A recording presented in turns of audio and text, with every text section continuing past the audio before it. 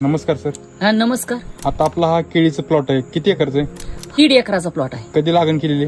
4 महिने झाले. 4 महिन्यात प्लॉट कोण म्हणून का? ग्रोथ त्याचा व्यवस्थित होत चाललाय सगळा. बरोबर. हा. आतापर्यंत किती डोस टाकले तुम्ही? 2 डोस झाले ते आपले. हा. पहिला डोस ही ज्यावेळेस रोप आलं त्या रोपामध्ये आम्ही खड्डा घेतला होता हा. आणि त्या खड्ड्यामध्ये एसएटी वैदिकचा डोस टाकला होता. त्यानंतर 75 दिवसानंतर आपण दुसरा डोस टाकलाय त्यामध्ये. हा, असं कुठं आहे का बाग तुमच्या इथं? अशी बघायला बागच नाही, हा. पण आता सध्याला पावसाचा सीझन चालू आहे, वातावरण दमट आहे. लोकांचं 2-2 स्प्रे झाले ते करप्यावर ह्याच्यावर. अजून आपण एकही स्प्रे घेतला नाही आज तागायपर्यंत. दाखवून द्यायचं की आपल्या प्लॉट मध्ये कुठं करप आहे का, कुठं काय आहे, किंवा मला डिफिशियन्सी जाणवली नाही की याला ही रोग आलाय की म्हणून तुम्हाला सांगावं की याला काय करावं. माती बलवान झाल्यामुळं पीक पैलवान झालं. व्हायरसचं प्रमाण म्हणजे एकही रोप नाही आपल्या प्लॉट मध्ये. म्हणजे व्हायरस म्हणजे सांगायला दाखवायलाच नाही तर मी सांगू काय हाय व्हायरस म्हणून. मग असा व्हायरस असतो हे मलाच अजून माहित नाही की, पण नाहीच कुठंच तर. बर. जसं आता इथं पाहताय का नाही तसेच कुठल्याही कोपऱ्यात गेलं तरी अशीच रोपं दिसली. तुम्ही कधीपासून वापरताय तंत्रज्ञान? 17 आहे की आम्ही वापर करतोय शेतीमध्ये.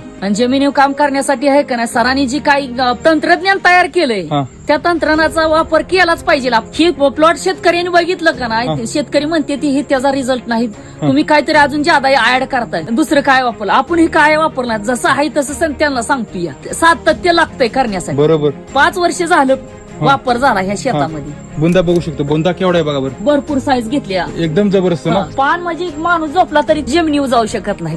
बेडवर झोपल्यावर पान आहे होय. ते. वैदिकचा वापर केला तर बदल होत जाणार आहे पिकामध्ये, किंवा तुम्हाला एक्सपोर्ट क्वालिटीचा माल निघणार आहे. खूप छान संदेश दिला. धन्यवाद.